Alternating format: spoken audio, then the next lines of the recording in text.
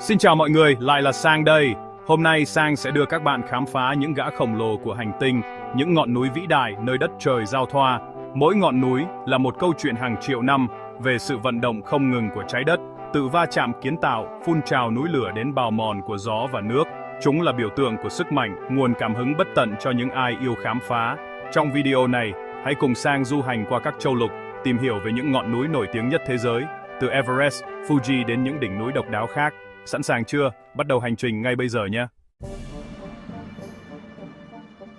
Đầu tiên, không thể không nhắc đến đỉnh Everest, nóc nhà của thế giới, cao 848 mét, nằm sừng sững giữa dãy Himalaya hùng vĩ, nơi ranh giới giữa Nepal và Tây Tạng. Everest không chỉ là một ngọn núi, mà còn là biểu tượng của sự vĩ đại, thử thách và khát vọng chinh phục của nhân loại. Đây là điểm cao nhất trên bề mặt trái đất, nơi mà chỉ những đám mây dày đặc và bầu trời xanh thẳm mới có thể chạm tới. Đứng trên đỉnh Everest, con người như đang ở trên nóc nhà của thế giới, nhìn xuống toàn bộ dãy núi trải dài bất tận. Everest được hình thành từ cuộc va chạm khổng lồ giữa mảng Ấn Độ và mảng Á-Âu cách đây khoảng 50 triệu năm. Khi hai mảng lục địa khổng lồ này di chuyển và va vào nhau, chúng tạo ra một lực đẩy mạnh mẽ, khiến mặt đất nhô lên, hình thành nên dãy Himalaya tráng lệ ngày nay. Hai mảng lục địa ép chặt vào nhau, tạo ra áp lực khủng khiếp, đẩy các lớp đá trầm tích từ đáy đại dương Tethys lên cao, hình thành dãy Himalaya. Quá trình này không chỉ tạo ra những ngọn núi cao chót vót, mà còn làm biến đổi hoàn toàn cảnh quan khu vực. Điều kỳ diệu là quá trình này vẫn tiếp diễn, Everest vẫn cao thêm vài mm mỗi năm.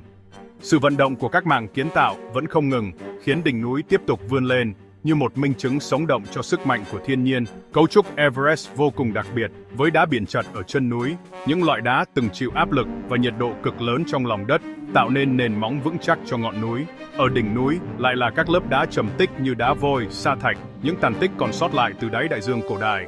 Thậm chí, các nhà khoa học còn tìm thấy hóa thạch sinh vật biển trên đỉnh Everest, chứng minh rằng nơi cao nhất thế giới từng chìm sâu dưới lòng biển hàng triệu năm trước. Everest không chỉ là một kỳ quan địa chất mà còn ảnh hưởng mạnh mẽ đến khí hậu khu vực. Ngọn núi khổng lồ này chặn các đám mây gió mùa từ Ấn Độ, tạo ra mưa lớn ở phía nam, nuôi dưỡng những cánh rừng rậm rạp và hệ sinh thái đa dạng. Trong khi đó, phía bắc Everest lại là cao nguyên Tây Tạng khô cằn, nơi gió lạnh và khí hậu khắc nghiệt chiếm ưu thế. Sự đối lập này tạo nên hai thế giới hoàn toàn khác biệt chỉ cách nhau một dãy núi. Mỗi phiến đá trên Everest kể lại câu chuyện về sự vận động không ngừng của trái đất, về những biến động địa chất vĩ đại và hành trình hàng triệu năm của tự nhiên. Chinh phục Everest là ước mơ của nhiều người, nhưng cũng là thử thách khắc nghiệt với không khí loãng, nhiệt độ cực lạnh, gió mạnh và địa hình hiểm trở. Mỗi bước chân trên Everest đều là sự đối mặt với giới hạn của bản thân và sức mạnh của thiên nhiên. Everest là biểu tượng cho sức mạnh kiến tạo của trái đất và tinh thần chinh phục không ngừng nghỉ của con người. Đỉnh núi này đã trở thành nguồn cảm hứng cho biết bao thế hệ nhà thám hiểm, nhà khoa học và những người yêu thiên nhiên trên toàn thế giới. Hãy nhớ, nơi cao nhất thế giới từng là đáy đại dương, một minh chứng cho sự thay đổi phi thường của tự nhiên, cho thấy trái đất luôn vận động và biến đổi không ngừng qua hàng triệu năm. Tiếp theo, chúng ta sẽ đến Nhật Bản để khám phá một ngọn núi hoàn toàn khác, biểu tượng của sự hoàn mỹ, thanh bình và vẻ đẹp tinh tế của đất nước mặt trời mọc. Tạm rồi Everest, Sang mời các bạn đến Nhật Bản chiêm ngưỡng núi Fuji, biểu tượng của vẻ đẹp thanh bình và cân đối. Fuji là ngọn núi lửa cao nhất Nhật Bản, 3.176 mét, nổi bật với hình nón gần như hoàn hảo và định tuyệt trắng quanh năm. Fuji được hình thành qua nhiều giai đoạn phun trào núi lửa chồng chất lên nhau suốt hàng trăm nghìn năm, từ loài Andesit cổ xưa đến các lớp Bazan, rồi các vụ phun trào tạo nên hình nón đối xứng tuyệt đẹp mà ta thấy ngày nay. Vị trí Fuji nằm ở giao điểm ba mảng kiến tạo lớn, tạo nên hệ thống núi lửa mạnh mẽ. Các vụ phun trào đã tạo ra 5 hồ nước tuyệt đẹp quanh chân núi, Fuji Five Lakes, điểm du lịch nổi tiếng. Trong văn hóa Nhật, Fuji là ngọn núi thiêng, xuất hiện trong nghệ thuật, thơ ca và là nơi hành hương quan trọng. Leo lên Fuji, ngắm bình minh trên biển mây là trải nghiệm kết nối sâu sắc với thiên nhiên và tinh thần Nhật Bản. Fuji không chỉ là một ngọn núi lửa mà còn là tác phẩm nghệ thuật của tự nhiên và biểu tượng bất diệt của đất nước mặt trời mọc. Tiếp theo, chúng ta sẽ đến châu Phi, khám phá mái nhà của lục địa đến. Sang mời các bạn đến châu Phi tìm hiểu về Kilimanjaro, ngọn núi cao nhất châu Phi, nằm 5,895 mét, đứng độc lập giữa đồng bằng Tanzania. Kilimanjaro là tổ hợp 3 ngọn núi lửa Shira, Mawenzi và Kibo, trong đó Kibo là đỉnh cao nhất. Quá trình hình thành bắt đầu từ hơn 2,5 triệu năm trước, gắn liền với sự tách giãn của thung lũng lớn Đông Phi. Magma trào lên qua vở trái đất mỏng, tạo nên các ngọn núi lửa liên tiếp. Shira và Mawenzi đã tắt, bị xói mòn, còn Kibo vẫn ngủ yên và có thể phun trào trở lại. Đỉnh Kilimanjaro phủ băng tuyết quanh năm, một điều kỳ lạ ngay gần xích đạo. Kilimanjaro là biểu tượng của sức mạnh thiên nhiên và là điểm đến mơ ước của những người yêu khám phá. Tiếp tục, chúng ta sẽ đến châu Âu, chiêm ngưỡng một kiệt tác điêu khắc của tự nhiên.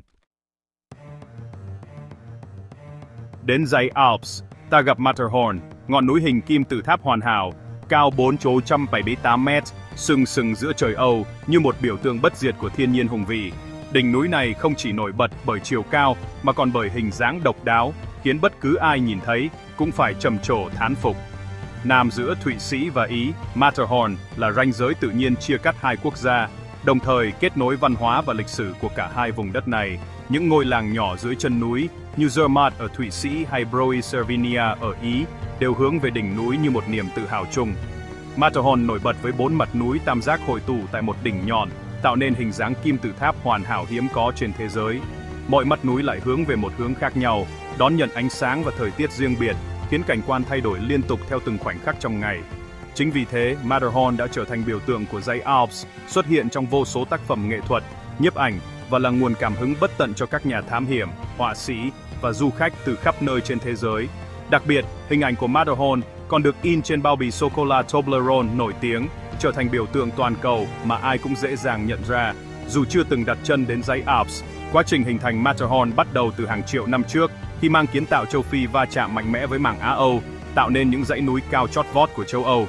Sự va chạm này đã đẩy các lớp đá cổ đại của châu Phi lên trên các lớp đá của châu Âu, tạo nên cấu trúc địa chất đặc biệt cho Matterhorn. Đỉnh Matterhorn ngày nay chính là đá của châu Phi, trong khi phần chân núi lại thuộc về châu Âu, một sự kết hợp độc đáo khiến Matterhorn trở thành ngọn núi lải hiếm có trên thế giới. Sự đối lập giữa hai loại đá này không chỉ tạo nên vẻ đẹp kỳ lạ mà còn kể câu chuyện về lịch sử hình thành của cả lục địa.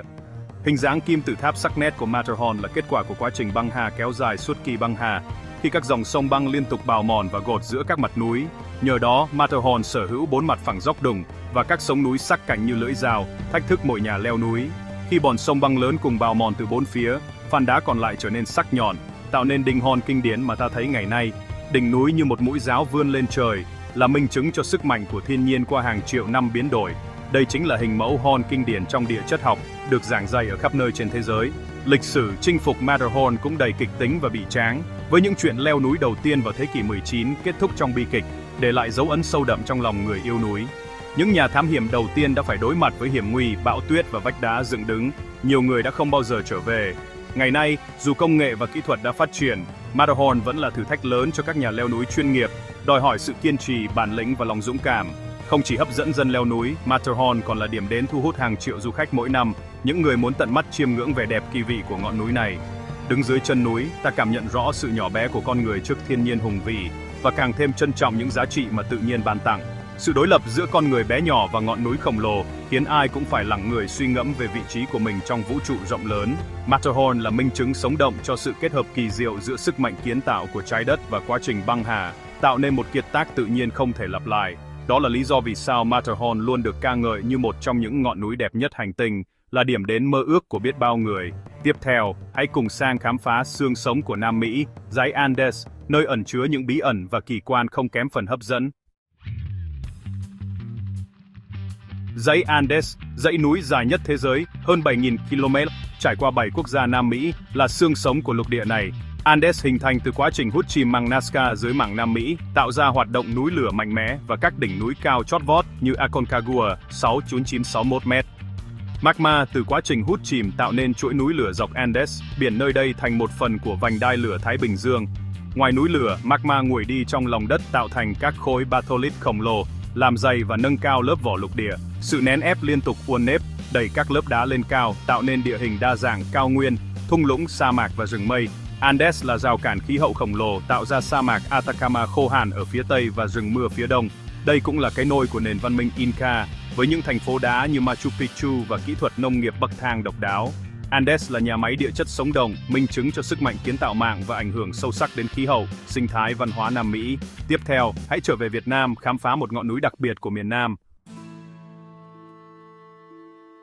Trở về Việt Nam sang giới thiệu núi Bà Đen, nóc nhà Nam Bộ, cao 986 m, nổi bật giữa đồng bằng Tây Ninh. Núi Bà Đen là tàn tích của một ngọn núi lửa đã tắt hàng triệu năm trước, thuộc hoạt động núi lửa cổ đại Đông Nam Bộ.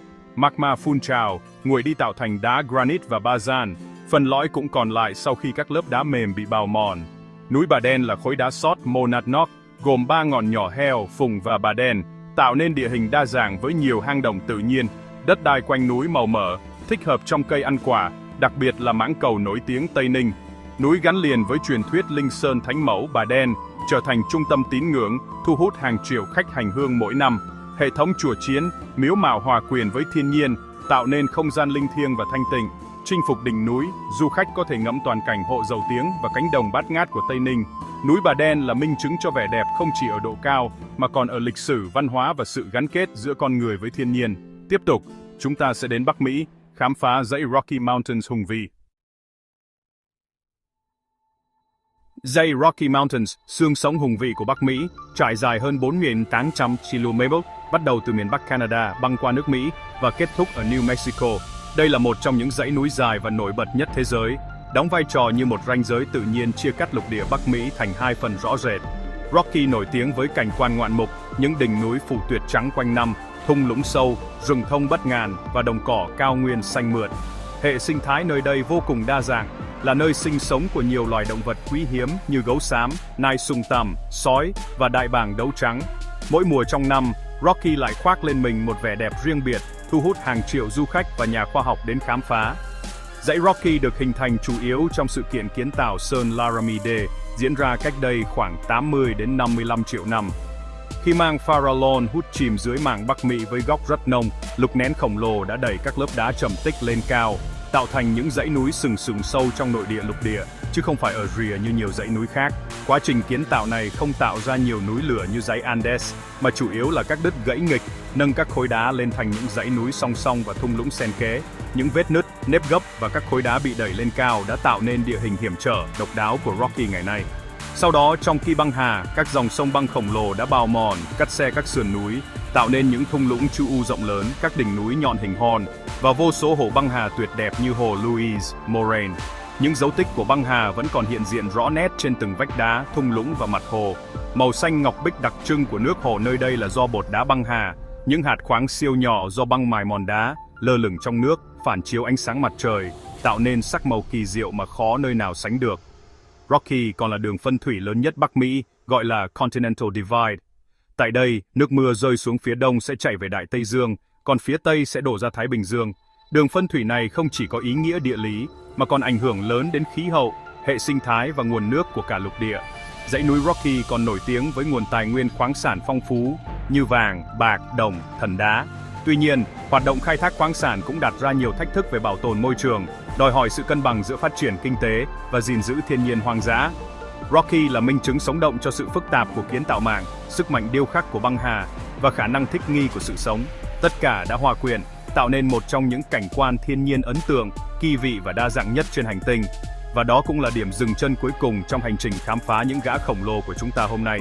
Hy vọng bạn đã có thêm góc nhìn mới về sức mạnh của thiên nhiên và lịch sử hình thành của những dãy núi vĩ đại nhất thế giới. Cảm ơn mọi người đã đồng hành cùng Sang. Hẹn gặp lại ở những hành trình tiếp theo.